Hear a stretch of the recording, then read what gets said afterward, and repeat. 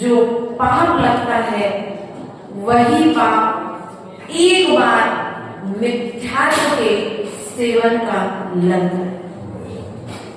मिथ्यात्व के नमस्कार करने का, मिथ्या दृष्टियों की संगति करने का, उनकी शरण में जाने पर बिना किए हुए पापों का अर्जन जीव, हम रास्ते से निकल रहे थे, कोई गलत काम थोड़े नहीं किया, हाथी तो दौड़े नहीं भैया। आज अब हम कहते हैं साधर्मी के प्रति विनय रखना, साधर्मी के प्रति साधर्मी की तरह भाव रखना तो बहुत अच्छी बात है, लेकिन साधर्मी को ही भगवान मानने लग जाना ये तो अपने साथ में अन्याय है। और यह भूल हमने एक भव नहीं की, यह भूल हम अनंत अनंत भवों से करते हुए आए हैं।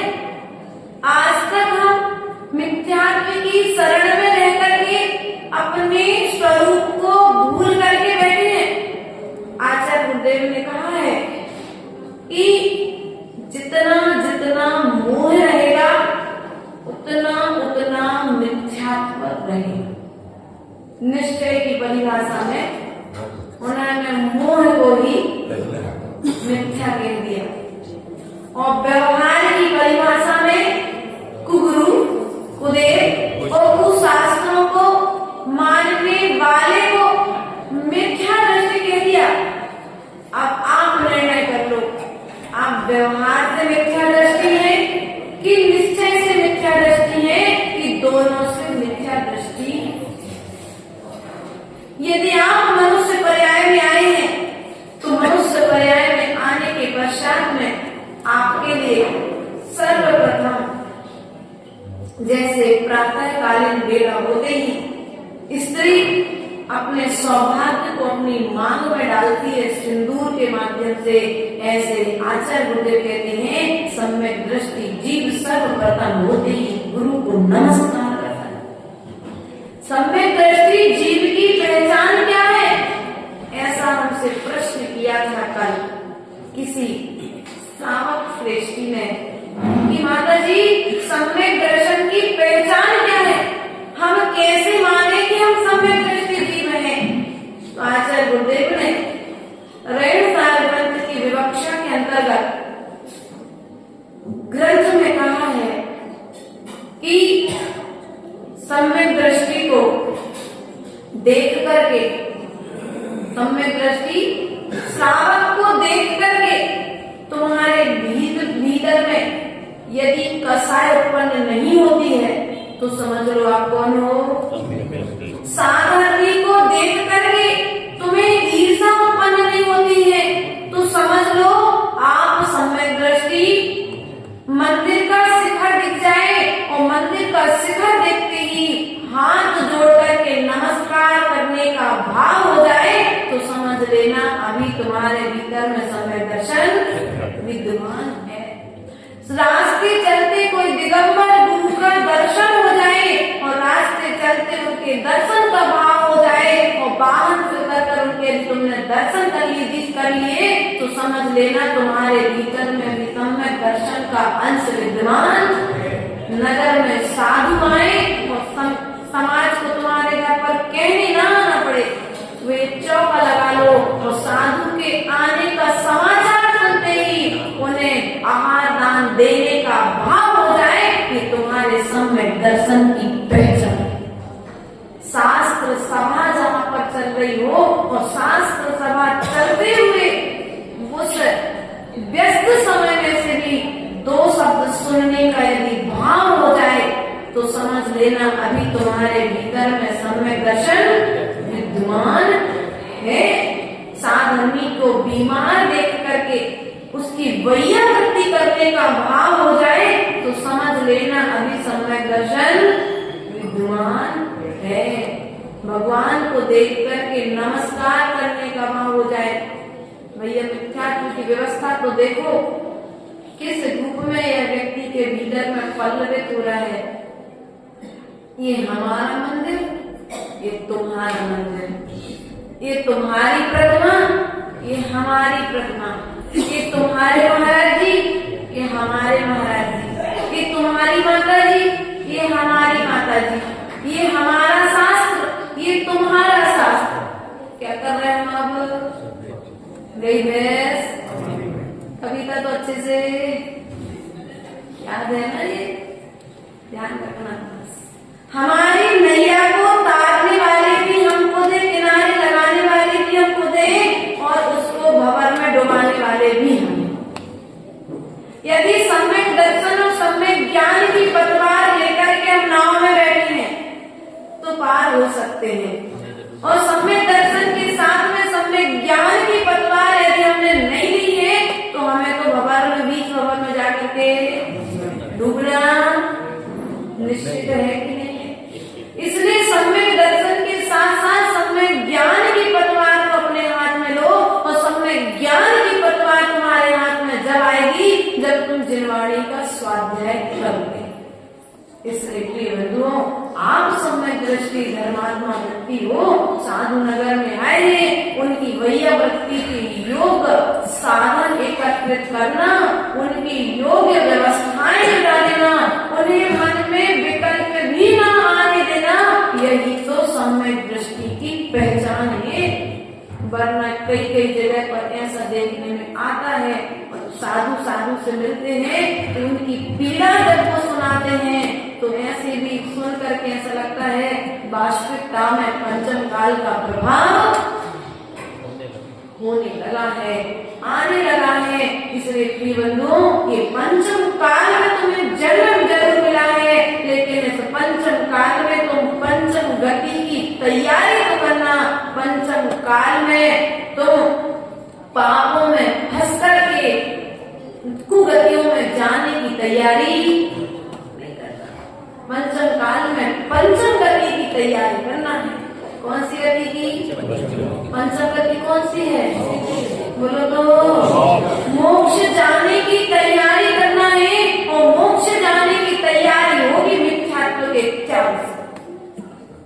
आप कुछ भी मत करो, पूजा मत करो, अभिषेक भी मत करो, आहार दान मत करो, कुछ भी मत करो, लेकिन इतना नियम दे लो कि मैं कभी भी मिथ्यात्व के शरण में नहीं जाऊंगा, तो भी तुम्हारी नाव कुछ न कुछ किनारे पर। लेकिन यदि तुम करते तो सब कुछ भी रहे, गंगा गए सो गंगा नाचो, जमुना गए सो तुम्हारी स्थिति कुछ इसी तरह से है ना?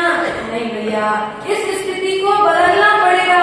हम जिस घाट पर जाएं उस घाट का पानी तो पिए, लेकिन यदि योग्य हो तो पानी पिए। यदि पानी गंदा हो तो गंदा पानी पियोगे तो बीमारी उत्पन्न हो जाएगी। इसलिए प्रिय बंधुओं, यदि तुम्हें जो अनंतकालीन रोग है, कौन सा रोग? जन्म जरा और बोलो तो, जन्म जरा और मृत्यु का इस रोग का निवारण करना है। तो आचार्य परमेश्वरी ने कहा है, इस रोग के निवारण के लिए सर्वप्रथम तुम्हें मिथ्यात्व का त्याग करना पड़ेगा। मिथ्यात्व का, यह मिथ्यात्व ही अनादिकाल से इस जीव के साथ में है। पत्नी का साथ छूट गया, पति का साथ छूट गया, पुत्र का साथ छूट गया, पैसे का साथ छूट गया, समाज छूट गई, नगर छूट गया, राष्ट्र छूट गया, सब कुछ छूट गया, लेकिन मिथ्यात्व नहीं छूटा। और ऐसे छोड़ छोड़ करके अनादिकाल से आज यहाँ तक, जब हम नरकों में थे ना, हम भावना कर रहे थे भगवान मुझे एक बार बस मनुष्य पर्याय मिल जाए।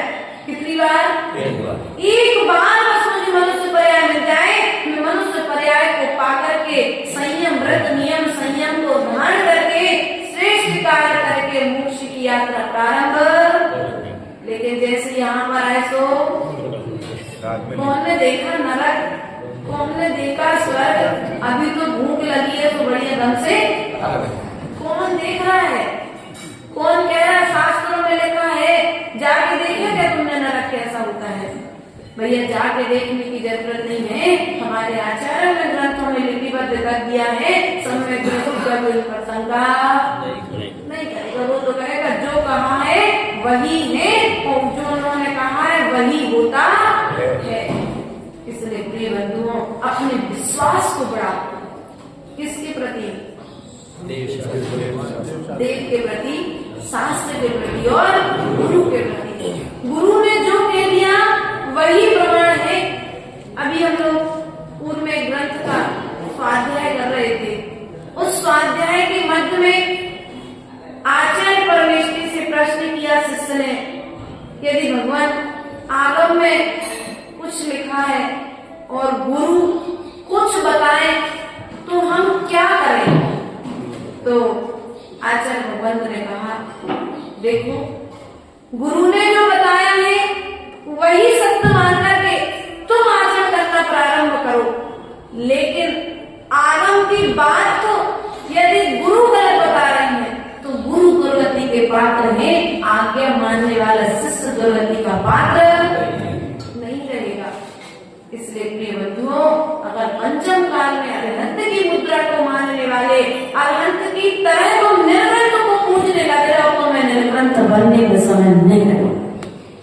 क्या अरहंत की जो मुद्रा है, जो निर्ग्रंथ की मुद्रा है, उस मुद्रा को निर्ग्रंथ की तरह पूजो कि साक्षात भगवान महावीर स्वामी हमारे समक्ष खड़े हैं। क्या विचार करो उस समय? साक्षात भगवान महावीर स्वामी हमारे समक्ष खड़े हैं। यह विचार करो, जैसे चंद्रमा ने भगवान महावीर स्वामी को आ लिया था, वैसे आज मेरा भाग्य में आया है कि अरहंत की मुद्रा को धारण करने वाले, महावीर की मुद्रा को धारण करने वाले वर्तमान के चलते फिरते भगवान हमारे घर में। इतना बहुमान, इतना श्रद्धान जब तुम रखोगे तब जाकर के तुम्हारा सम्यक दर्शन मजबूत। चौका लगाने की बारी आई तो भूपेंद्र के पास पूछे, भूपेंद्र महेंद्र के पास पहुंचे, महेश भैया के पास पहुंचे, महेश भैया बसंत भैया के पास पहुंचे, बसंत भैया हेमंत भैया के पास में पहुंचे, लेकिन सम्यक दृष्टि ऐसा करेगा क्या? वो तो ये करेगा, भैया सबसे पहले नंबर चौका बोलो तो तुम्हारे दरवाजे पर कोई रत्नों का थाल लेकर के आए तो आप लौटा दोगे क्या? बोलो तो। अरे आप कौन हो जाते हो? आंसू को देखने लगे क्या? वो तो आए वो बैठ जाए, उनका टाइम इतना कुछ से आने। मैंने आपसे क्या कहा आशीष भैया, आपके घर पर बसंत भैया रत्नों का थाल लेकर के आए, बहुमूल्य रत्न है, तो आप क्या करोगे? आप कहोगे कि हेमंत को दे दो जाकर के, तुरंत ले लोगे ना? बिल्कुल वापस एक आध बचा लो, तुम्हें पूरे ले लो, एक दे दो, बस इतने सम्मान से लाए हो तो एक दे दो, बाकी पूरे हेमंत को। ऐसा करते क्या? नहीं करते ना। तो आचार्य लोग कहते हैं जैसे तुम्हारे हृदय में उस रत्नों की चाह है, उसी तरह से सम्यक दर्शन, सम्यक ज्ञान और सम्यक चारित्र के धारे मुनियों के प्रति चाह होना चाहिए। तभी तुम्हारा सम्यक दर्शन सुरक्षित है, मजबूत रहेगा। वरना तुम मिथ्या दृष्टियों की सेवा करो और सम्यक दृष्टियों का अपमान करो, उनके लिए समय नहीं दोगे तो तुम्हारा सम्यक दर्शन भी व्यवस्थित रहने वाला नहीं। सम्यक दर्शन के लिए बात तो ऐसी कही भैया, हम भी यही कार्य करते हैं। साधक में कोई रत्नात्रय से शोभित यदि कोई चारित्र आत्मा मिल जाता है तो विनय कर लेते हैं, और नहीं मिलता है तो तुम लोग कोई सम्यक दृष्टि मान करके तुम्हारे कल्याण की बात तुमको बता दिया करते हैं। इसलिए बंधुओं, हमें प्रयास करना है, आज तक जो हमने प्रमाद किया है उस प्रमाद के त्याग का पुरुषार्थ करना है। आचार्य गुरुदेव ने कहा था कि देखो आज पंचम काल में यह व्यक्ति कहाँ भटक रहा है। महावीर की पूजा करोगे तो भी कल्याण होगा, पार्श्वनाथ की पूजा करोगे तो भी कल्याण होगा, और आदिनाथ की पूजा करोगे, लेकिन रविवार का दिन आया सो, शनिवार का दिन आया सो, सोमवार के दिन चंद्रा प्रभु जी, मंगलवार के दिन तुमने किसकी करी? वासुदेव जी, बुधवार के दिन शांतिनाथ जी, जी। इसलिए प्रिय बंधु, आचार्य गुरुदेव ने कहा तुम यदि इन 7 बारों में किसी भी बार में 24 में से किसी भी एक तीर्थंकर की आराधना मनोयोग के साथ करोगे तो कर्म निर्जरा होगी, और भेदभाव करके करोगे तो बोलो तो भैया रविवार का दिन है, आदिनाथ की नहीं, आज तो पारसनाथ की करेंगे। क्या कहते हैं आप लोग भैया? ना तो वो बार बुरा नहीं था, ना सोमवार बुरा है, ना रविवार बुरा है, ना शनिवार बुरा है। यदि बुरा कोई है तो तुम्हारा कर्म बुरा है। इसलिए कर्म को सुधारने के लिए जो तुमने भगवानों में भेद डाल करके रखा है, उस भेद को मिटा। तुम तो 24 तीर्थंकर की स्तुति करो, कर लो तो 24 की पूजा, एक बार में 24 तीर्थंकर बोलो तो भेदभाव करने की जरूरत नहीं। सिद्ध चक्र में ध्यान कर लो, जितने सिद्ध हो चुके हैं और जितने सिद्ध हो रहे हैं या जो होने वाले हैं, उन सबकी पूजा तुमने क्या की? नहीं भैया, आज तो शनिवार का दिन है और हमारी शनि की दशा बहुत तेज चल रही है, तो आज तो मुनि सुव्रत की पूजा करेंगे, उनके विधान करेंगे, उनके व्रत करेंगे और दूसरा कोई काम नहीं करेंगे। अब बताओ ये कौन करेगा? मिथ्या दृष्टि दी कि समय दृष्टि? ये क्या है? जहाँ पर भेद आया वहीं पर मिथ्यात्व आया है, और जहाँ पर अभेद है वहीं पर निश्चय है। इसलिए प्रिय बंधुओं, हमें यदि निश्चय को प्राप्त करना है, निश्चय की यात्रा प्रारंभ करनी है, तो पहले हमें भेद को हटाना पड़ेगा, अभेद को स्वीकार करना पड़ेगा। जितने गुण आदिनाथ में थे उतने ही गुण महावीर में है, और जितने गुण महावीर में है उतने ही गुण मुनि सुव्रत में है, और जितने गुण मुनि सुव्रत में है उतने ही गुण शांतिनाथ में है, और जितने गुण शांतिनाथ में थे उतने ही गुण आज हम सबके भीतर में भी है। एक भी गुण कम है। सबके 5 कल्याण होंगे, लेकिन बिना पुरुषार्थ करे, बोलो तो बिना पुरुषार्थ करे।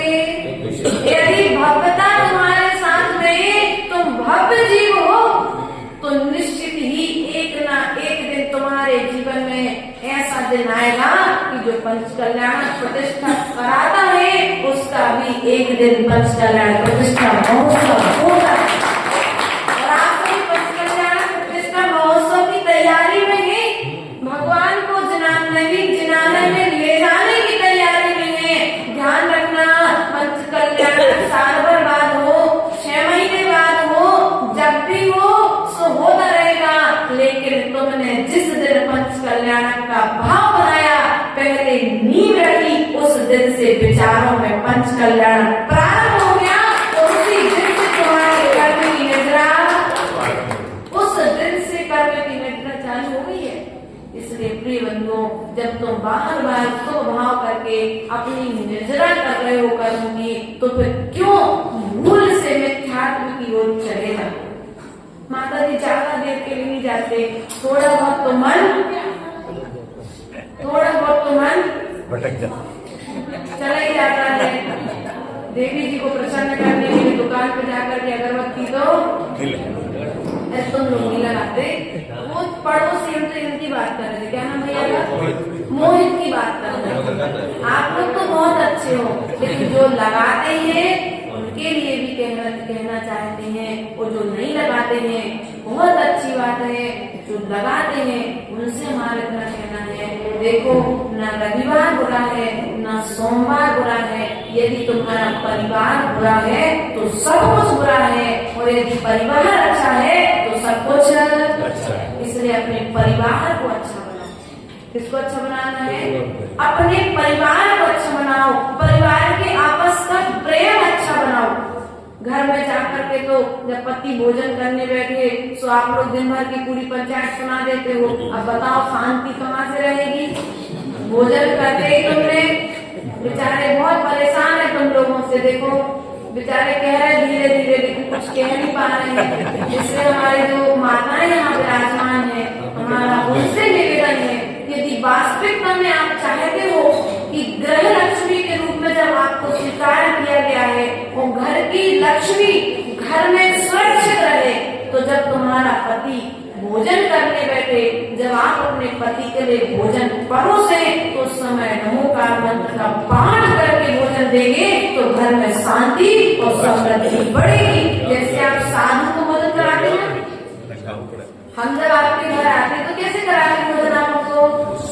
ग्रास नहीं, उत्साह के साथ साथ ग्रास शोधन करते जाएंगे, ग्रास खोल करके दूसरे को देते जाएंगे। और मोहित भैया बीच बीच में नमो एक माला पूरे आहार में की, सबकी एक माला लगभग, और एक के साथ साथ जितने लोग चौके में रहेंगे तो मन में धीरे धीरे नमोकार मंत्र कि भगवान बहुत अच्छे से भोजन हमारे चौके में साधु बतराए। बस आप लोग यही कार्य अपने आपस में एक दूसरे को भोजन कराते समय यदि यही कार्य करेंगे तो जैसे साधु तुम्हारे भोजन से सिद्धांत की यात्रा प्रारंभ करता है, फिर तो तुम्हें उस भोजन से तुम्हें कुछ भी नहीं चाहिए, घर में शांति चाहिए तो शांति चाहिए तो शांति का उपाय है भोजन करते समय हमें शांति रखनी पड़ेगी। भोजन करते समय यदि हम प्रणाम जैसे करेंगे वैसे प्रणाम हमारे 24 घंटे। ऐसा आचार्य गुरुदेव ने कहा था, जब हम लोग प्रारंभिक काल में निकले तो आचार्य गुरुदेव ने कहा, बोलते थे हम लोग भोजन बोल के करते थे, आए थे जब करते, आचार्य गुरुदेव ने कहा बेटा अब जब भी भोजन करने बैठो मौन लेकर के भोजन करना। मौन लेकर के भोजन करना संस्कार तो था ही नहीं, बोल के करने का था। उसके पश्चात फिर बोले इशारा भी नहीं करना किसी चीज का, जो अंजलि में आ जाए वो ही ले लेना, और यदि बिना नमक का आ जाए बिना घी का आ जाए तो और सौभाग्य मान लेना। तुम ये विचार करना उस समय कि देखो यदि मौन लेकर के भोजन करोगे तो ज्ञान में वृद्धि होगी। ध्यान रखना ये सूत्र जो आचार्य पर गुरुदेव ने हमको दिए वो सूत्र हम आपको बता रहे हैं। यदि आप भोजन करते करते मौन खोलते हैं तो आप अपनी बुद्धि का ह्रास करते हैं, अर्थात श्रुत का अनादर होता है, क्योंकि जो शब्द हमारे मुख से निकल रहे हैं वे शब्द जिनवाणी है। अब जिनवाणी कैसे है? सिद्ध चक्र विधान किया, सिद्ध चक्र विधान में एक एक अक्षर की पूजा हम सभी करते कि नहीं करते? करते हैं ना।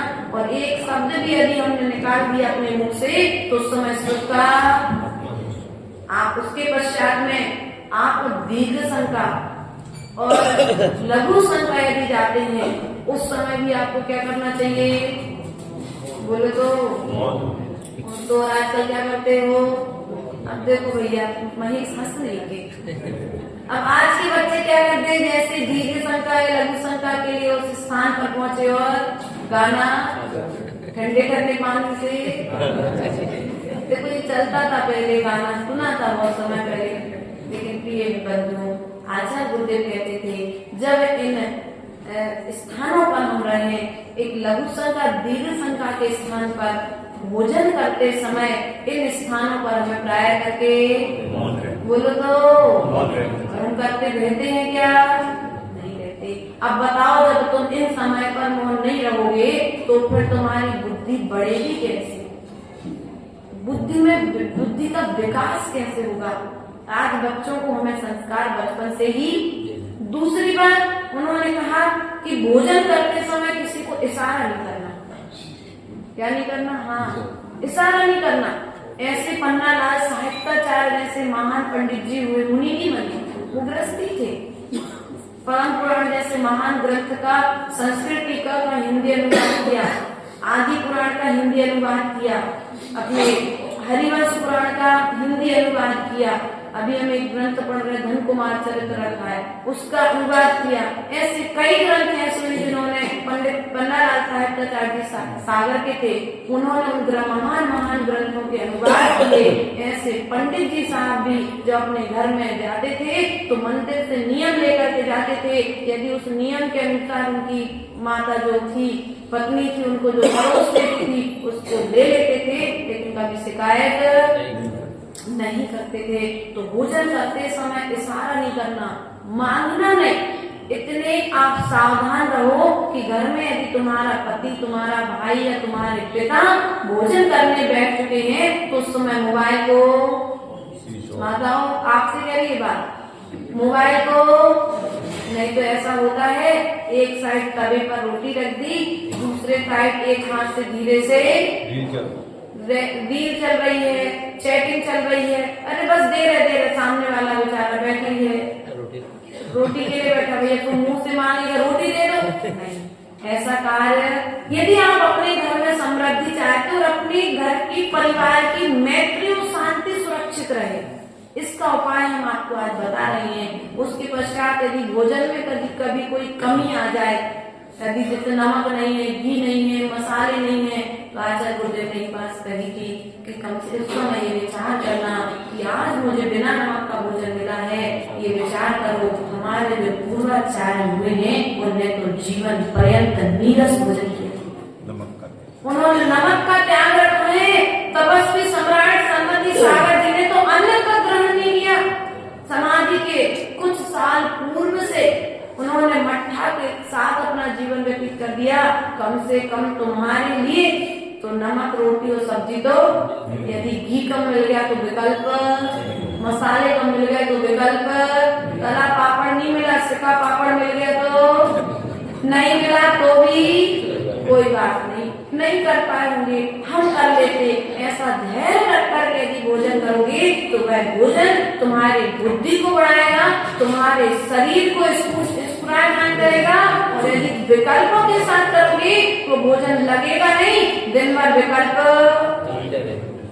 क्योंकि भोजन करते समय तुम जैसे विचार करोगे कि विचार भोजन के साथ तुम्हारे भीतर प्रवेश, बोलो तो महेश भैया, जैसा भोजन करोगे वो भोजन अच्छा कर रहे हो, वो भोजन करते करते भीतर में यदि विकल्प चल रहा है महेंद्र भैया, हेमंत भैया, तो फिर वह भोजन भी तुम्हें दिन भर विकल्प देगा। वो कहीं ना कहीं मन में बार बार नकारात्मक ऊर्जा आकर के, क्योंकि ढूंढने भोजन करते समय विकल्प। इसलिए आचार्य गुरुदेव कहते जैसे तुम मंदिर में आकर के भगवान की प्रतिमा को निहारते हो, वैसे ही भोजन करते समय अपने आहार की थाली को निहारो। क्या करो? भोजन की थाली को देख करके मुंह मत बनाओ और चलाओ तो ठीक है, तुम्हारे पर तुम्हें चलाओ, तुम्हें भी सुनना पड़ेगा।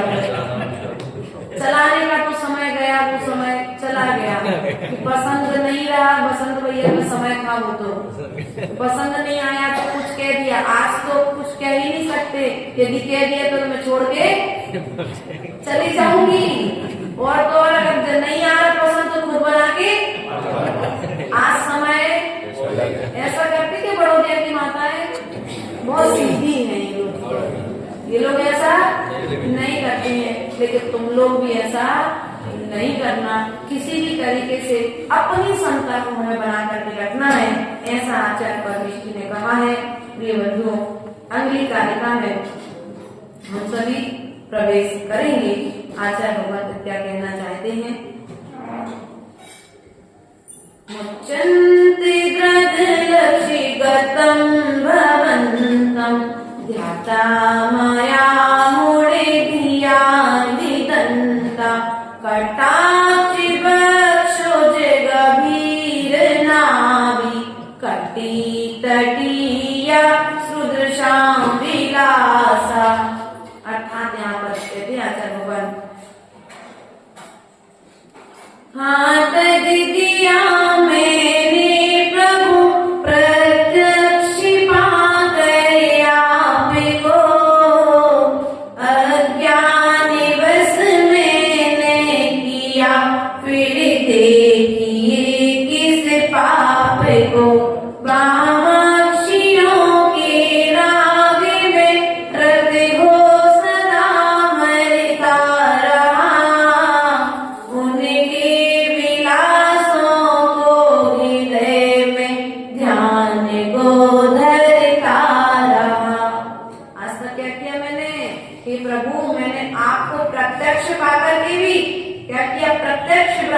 आपको देख करके भी मैंने अपने हृदय में चंचलता, चपलता, अबला और मृगनयनी का ध्यान तो किया, और आपका ध्यान नहीं किया।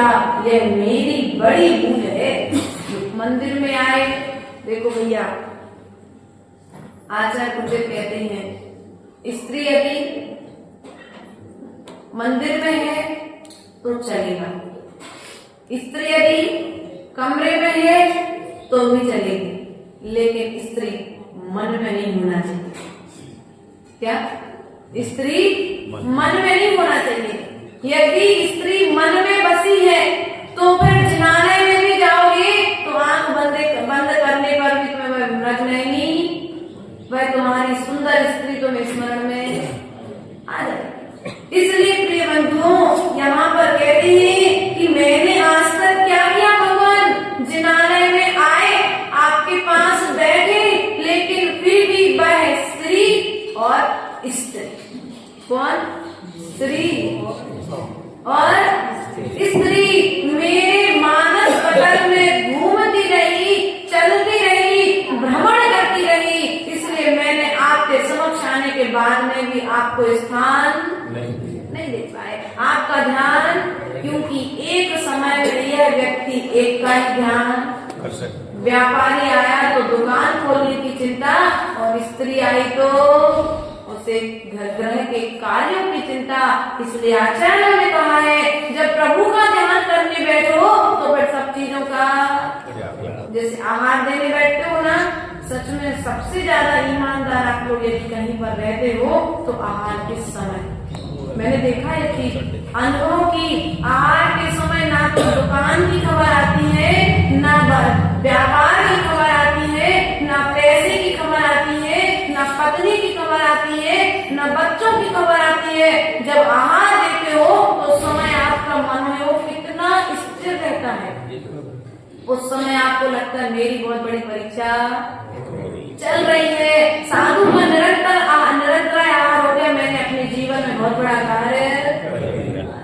जैसे तुम लोग भोजन के आहार कराते समय सावधान रहते हो, उतनी ही सावधानी यदि जिनालय में आकर के रखोगे तो कभी इस जिनालय में आने के बाद पाप का बंधन।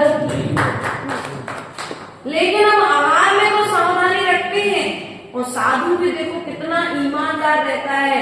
लोग कहते बेसाधु वैसे, बेसाधु ऐसे, आती है चर्चा है, उनकी चरे ऐसी, इनकी चरे ऐसी। हम कहते देखो कितना भी बेईमान साधु होगा, लेकिन जब आहार करने खड़ा होगा ना और अंजलि में भी बाल आएगा तो लोग कहेंगे बाल नहीं महाराज धागा है, वो कहेगा नहीं भैया ये धागा नहीं है, ये तो उसकी ईमानदारी का यदि गुण देखना चाहो तो गुण की ओर जाओगे तो चाहता वो बाल को धागा बनाकर के हाथ धोकर के हार कर सकता था, लेकिन फिर भी वो अपने गुणों के प्रति, अपने परिश्रमों के प्रति कितना ईमानदार है। उस समय आप लोग के लिए जीरा देखेगा, महाराज कहेंगे कीला, आप कहोगे महाराज क्या कहते आप लोग। और तो माताओं की आंखें तो इतनी अच्छी आंखें हैं कि किचन में खड़े खड़े अंजलि का जीरा देख लेती है। अपन यहाँ पर अपन ने जैसे सोचना चालू किया, वो कहेंगे नहीं माता जी वो तो मसाले डाले थे इसमें जीरा होगा। अब स्पष्ट देखा है कि चावल में तिरुला है। कई बार ऐसा हो जाता है। तो प्रिय बंधुओं, हमारा आप लोगों से कहना है, ये तुम्हारे अभिप्राय में खोट नहीं है, लेकिन फिर भी कई लोग तो ऐसा कहते थे नहीं वो माता जी की तो आदत है अंतराय करने की, वो जिलत था ही नहीं। हमें माता जी को प्राय करके बहुत अंतराय आते हैं, है ना, बहुत जल्दी अंतराय आता है। और जैसे अंतराय आएगा तो श्रावक कहेगा हमने तो कुंवर से शोधन किया था, माता जी ने तो धागा का अंतराय कर दे, वो बाल तो अरे भैया अब तुम स्वीकार कर लो। साधु दूसरी बार भोजन, और फिर साधु को इस तरह का कृत्य करके मिलेगा क्या? 23 घंटे उसके बिगड़ना है। 23 घंटे की साधना में शरीर में यदि कोई वेदना हो तो दर्द किसको होगा? स्वयं को ही होगा। तुम तो बाहर से तेल लगा दोगे, बाहर से वैयावृत्ति कर दोगे, लेकिन भीतर के परिणामों की वैयावृत्ति कौन करेगा? यदि दिन भर स्वाध्याय में लीन रहेगा तो माँ जिनवाणी वैयावृत्ति कर देगी, और स्वाध्याय में लीन नहीं रहेगा तो कर्मों से निरंतर बंधता रहेगा। इसलिए कभी भी किसी साधु के साथ मायाचारी, हम चौके में भी मायाचारी करते कि नहीं करते? धीरे से गैस चालू कर लेते हैं, और एक के पक्ष में 4 खड़े हो जाते। नहीं माता जी बिल्कुल नहीं, हमारा बढ़ोदिया है, हमने कहा बढ़ोदिया हो चाहे कोई, हमें बताए कितने ईमानदार हो, तुम्हें हमसे ज्यादा प्रेम है, इसलिए तुम थोड़ा सा तो चालू गरम गरम खिला दें। लेकिन वो अंजलि में आके पता पड़ जाता है, साधु क्या करता है, फिर अंतराय कर देता है। इसलिए प्रिय बंधुओं, कभी भी किसी साधु के साथ में मायाचारी नहीं, घर में मायाचारी करो, तुम समाज में मायाचारी करो, परिवार के साथ मायाचारी करो, व्यापारियों के साथ मायाचारी करो, तो धर्म क्षेत्र में आकर के धुल लोगे। और यदि धर्म क्षेत्र में धर्मात्मा के साथ में मायाचारी करोगे तो बताओ फिर कहाँ जाकर के धूल। गुरु के पास में जाकर के प्रायश्चित की व्यवस्था बताई है, और गुरु के साथ ही मायाचारी करोगे तो कहाँ जाकर के पाप धोगे। इसलिए प्रिय बंधुओं, जितना ईमानदार तुम देव शास्त्र गुरु के प्रति बन सको, उतनी ईमानदार बनने का प्रयास करना, क्योंकि ये ईमानदारी भविष्य में जाकर के तुम्हें ईश्वर बनाएगी। दुनिया के लोगों के साथ बेईमानी कर लेना चल जाएगा, गुरु के पास आकर के प्रायश्चित ले लोगे, प्रभु के पास आकर के आलोचना कर लोगे, लेकिन मंदिर में आके मायाचारी करोगे क्या? मंदिर में आके ही आप लोग मायाचारी कर लो।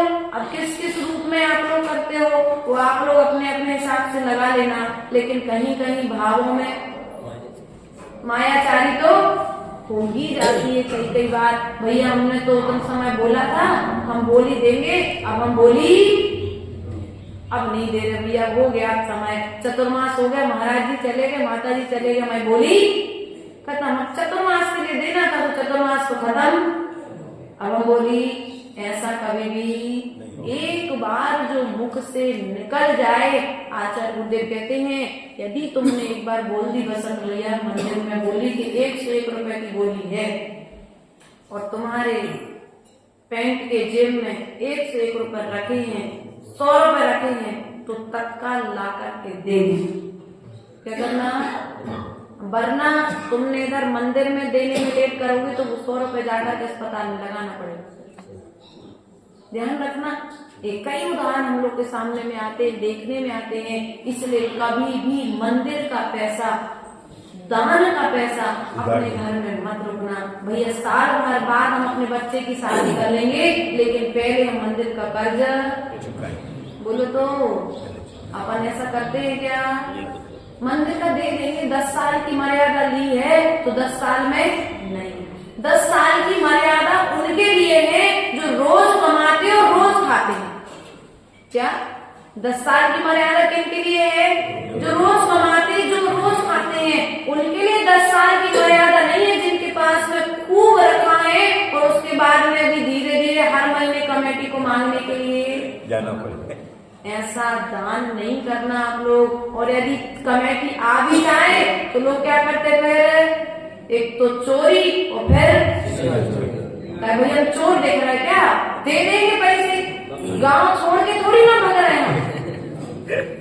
ऐसे करते हैं। देखो भैया तुम लोग हंसते हो, आप लोग नहीं करते ना ऐसा है?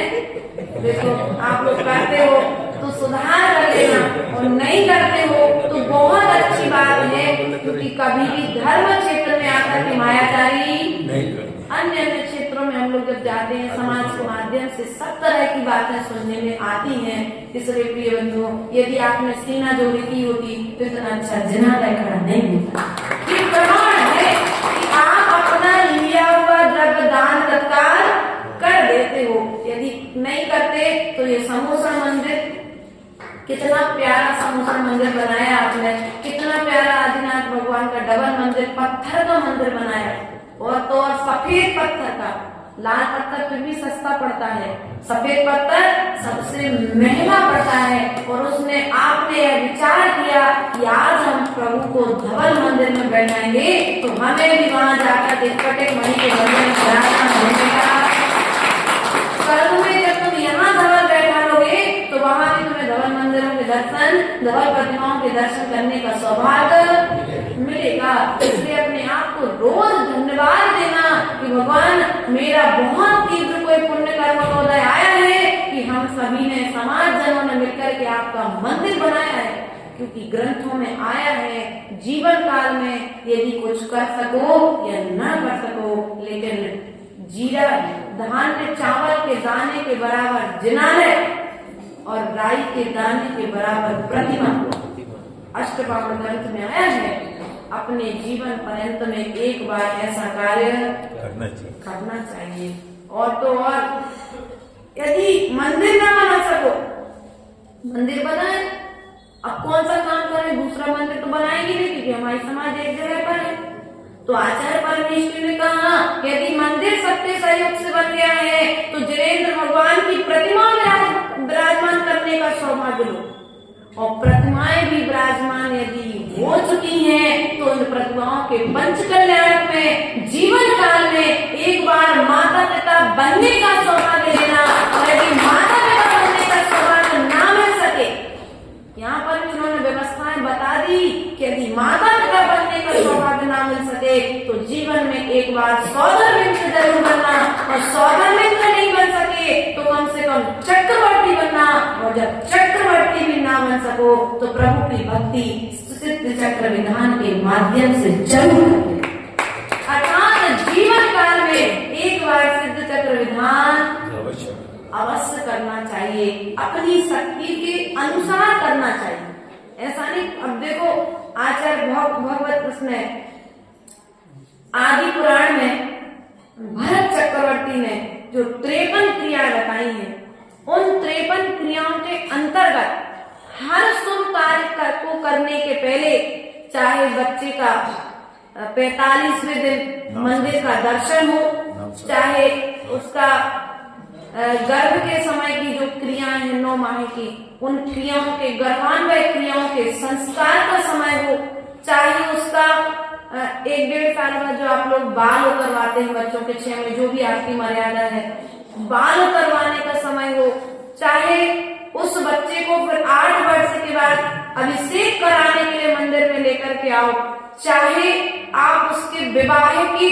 पूर्व की क्रियाएं हो, सभी क्रियाओं के पूर्व आचार्य भगवत ने सिद्ध पूजा की बात कही। कौन सी पूजा? सिद्ध पूजा। सिद्ध पूजा जो आपकी 8 काव्यों में लिखी है, चाहे आप उस रूप में सिद्ध पूजा करें, चाहे सिद्ध चक्र विधान रच करके सिद्ध पूजा करें, लेकिन प्रत्येक शुभ कार्य के पहले आचार्य परमेश्वरी ने सिद्ध पूजा का विधान बतलाया। इसलिए जब हम लोगों ने आदि पुराण का स्वाध्याय किया और हमारे संघ में दीक्षाएं 7 दीक्षाएं हुई थी छिंदवाड़ा नगर में, उस समय आचार्य गुरुदेव ने जब ये बात पढ़ी तो आचार्य गुरुदेव ने कहा दीक्षाएं जब होंगी जब सिद्ध चक्र विधान हो जाए।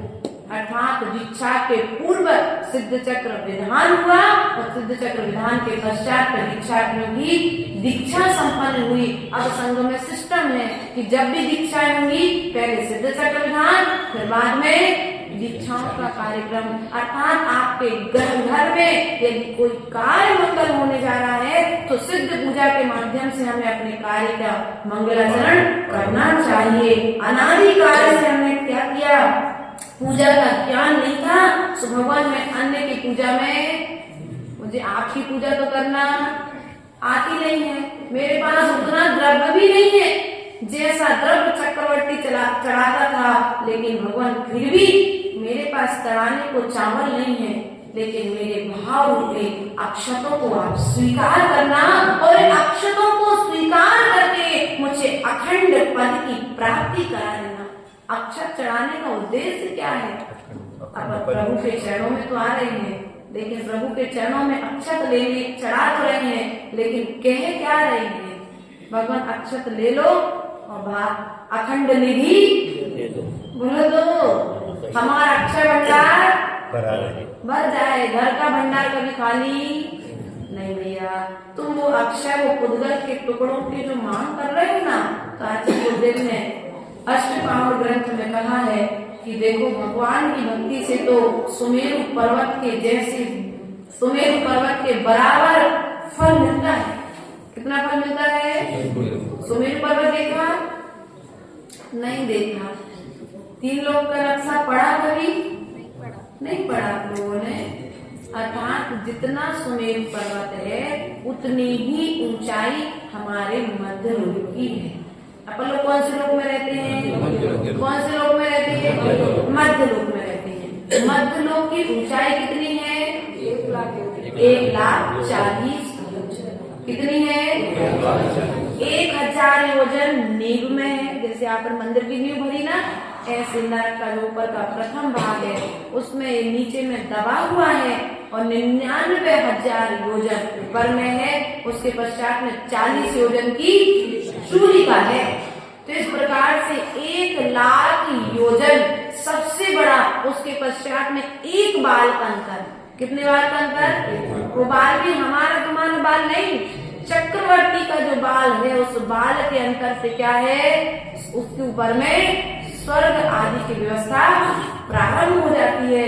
इसलिए प्रिय बंधुओं, आचार्य परमेश्वरी ने कहा है कि जो भगवान जिनेंद्र देव की पूजन करता है, गुरुओं को आहार दान देता है, स्वाध्याय करता है, अर्थात जो आवश्यक कर्तव्य बताए गए हैं उन सभी शुभ क्रियाओं को करता है, उस जीव के लिए सुमेरु पर्वत के बराबर फल की प्राप्ति होती है। लेकिन यदि वही जीव पूजन करते हुए कुछ इच्छा कर ले कि भगवान हमारी दुकान अच्छी चलने लग जाए, हमारे बेटे की शादी जल्दी हो जाए, आदि आदि यदि आप लोग, क्योंकि सबसे बड़ी समस्या आज माताओं के लिए है लाड़ी। उनको लकड़ी चाहिए, बाकी कुछ मिले चाहे नहीं मिले, भैया बेटा तुम्हारा नहीं रह जाए।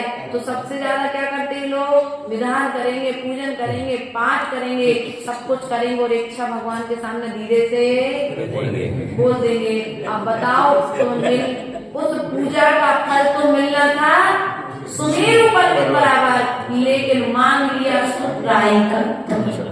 कितना रह गया ये? अब छोटे मेरे। अब बताओ, तुमने अपना नुकसान किया कि फायदा? नुकसान किया। आचार्य गुरु ने कहा, यदि तुम चक्रवर्ती के जैसा वैभव चाहते हो, किसके जैसा वैभव? चक्रवर्ती के जैसा वैभव चाहते हो, तुम्हें आज एक नहीं मिल रही, चक्रवर्ती को 96,000 रुपये। कितनी मिली थी? मनुष्य का राजा कौन है? मनुष्य का राजा चक्रवर्ती है। चक्रवर्ती की 96,000 थी, तो 96,000 किस देश पर मिली थी उसे? चक्रवर्ती था, इसलिए चक्रवर्ती था, ये भी उसका पुण्य का उदय था। लेकिन पूर्व जन्म में जो पुण्य करता है, दान करता है, साधुओं की वैयावृत्ति करता है, देव शास्त्र गुरु की सेवा करता है, वह अगले भाव में आकर के या तो चक्रवर्ती बनता है या 100 बनता है। और फिर जब चक्रवर्ती बनता है तो उसे पुण्य के प्रभाव से 96,000 रानियां प्राप्त।